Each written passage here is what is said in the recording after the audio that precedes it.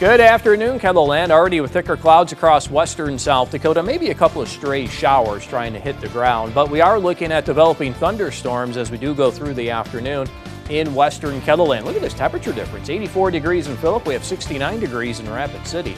78 in Pierre. Numbers in the 60s and 70s across eastern KELOLAND. So our forecast for today, dry skies in eastern South Dakota. Numbers in the 70s. We'll go with temperatures in the 80s for central and western South Dakota with our thunderstorms across the west. More details on your forecast coming up as we begin midday in KELOLAND. Live from KELOLAND Media Group. Midday in KELOLAND. A Sioux Falls man is charged with murder after a weekend shooting killed 3 people. And Secretary of State Antony Blinken returns to the Middle East as the Israel-Hamas ceasefire proposal hangs in the balance after a hostage rescue. Good afternoon and thanks for having us in. A 30-year-old Sioux Falls man is in the Minnehaha County Jail facing 3 counts of first-degree murder charges stemming from an early morning shooting on Saturday. According to Sioux Falls Police, the suspect, Justin Cody Rackley, was arrested Saturday after officers found 3 people dead from gunshot wounds. The shooting happened at a home in southwest Sioux Falls. Police announced the 3 victims as Danielle Chemnitz, Kelly Reeves, and Michael Thompson. The Sioux Falls Police Department continues to investigate. Stay with us online and on air as we bring you the latest updates. On Friday, Francis Whitelance was sentenced to 10 years in federal prison. The 68-year-old Whitelance from Wanblee was indicted for bank robbery and discharge of a firearm during a crime. In November of 2022, Whitelance entered a bank in Kyle, South Dakota, armed with a semi-automatic rifle and robbed the bank. He shot the rifle during the robbery, firing a bullet over the head of one of the tellers. Pivoting to weather, pleasant out there now. It's going to get notably hotter shortly, right, Scott? It looks like I'll get it out eventually. It's Monday. Wednesday will end up being our warmest or hottest day. Temperatures in the upper 80s to lower 90s can be expected that day. Also watching for strong to severe thunderstorms that can develop across eastern South Dakota. Today's weather, western KELOLAND may see some strong to severe weather as we go through the afternoon and into this evening. Right now we do have a couple of stray showers across western South Dakota. This is our Rapid City live cam, starting to break up those clouds. Temperature at 69 degrees. We do have a southerly wind at 15 miles per hour. As you do see, our numbers here across eastern and southeastern KELOLAND are in the 60s and 70s. As we do move into northeastern South Dakota, same thing, upper 60s to lower 70s. It's 78 degrees in Pierre, but it's 84 in Phillip and 78 in Pine Ridge. So we'll continue to watch these numbers warm as we go through the day. Strong southerly winds in central and western South Dakota, 15 to 30 miles per hour. I don't think we'll get that strong in eastern South Dakota, but those numbers will slowly go up as we go through the late afternoon and early evening. A couple of those wind gusts this afternoon in the 30s across western KELOLAND. Now this is Futurecast, been mentioning these developing thunderstorms in western South Dakota. You can see how they start to get going during the afternoon. This is at 4 o'clock, and any of these storms by 4 o'clock will be strong to severe. There's a trailing cold front right behind this. As we do go into the evening hours, we'll continue to watch those thunderstorms across western and southwestern South Dakota. By the evening, maybe 8, 9 o'clock, some of those will move into central and south central KELOLAND. So there's that risk for severe weather today, highlighted in yellow. That's that slight risk of severe weather. Highlighted in green, you do see that into central South Dakota. So 70s and 80s are in the forecast for today.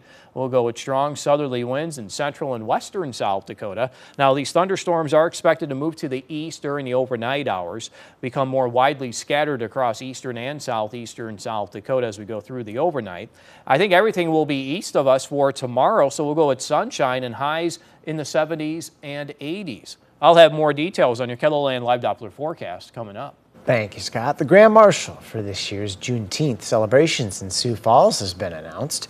Chet Jones will lead the festival's annual Freedom Walk to kick off the event. Born and raised in Stockton, California, Jones came to South Dakota in 1967 to attend college at Northern State University.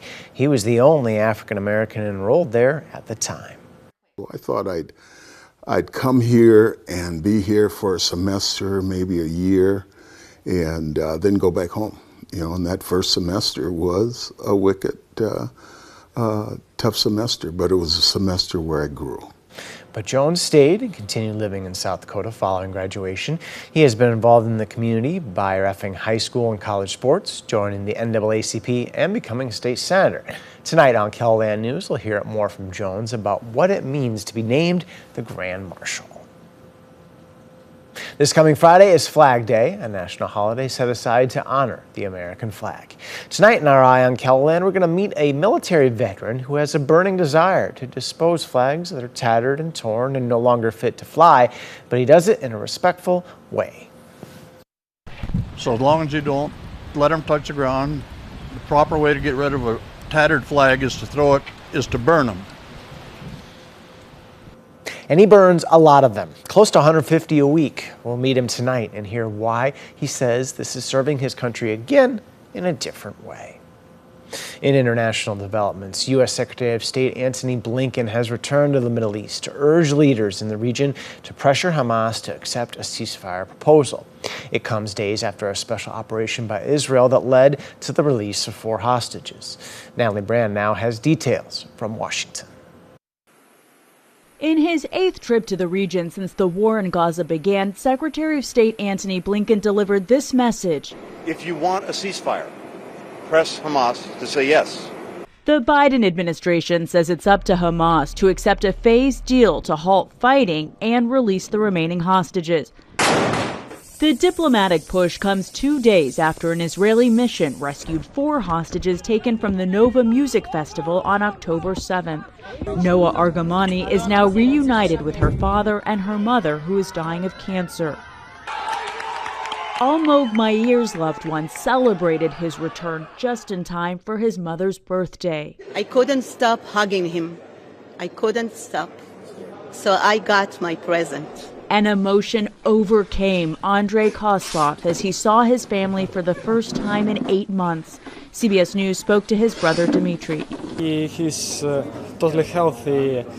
He's joking, he's laughing. The Hamas-run health ministry says nearly 300 Palestinians were killed in the operation and subsequent fighting. Israel disputes that number. The rising death toll is adding to the political pressure on the Biden administration for a ceasefire. We don't want our tax dollars being used to slaughter innocent civilians. Protesters formed a red line in front of the White House this weekend saying the bloodshed must stop. Natalie Brand, CBS News, Washington. A member of Hamas's political wing told CBS News today that the group was still reviewing the most recent proposal for a ceasefire and could have an answer today or tomorrow.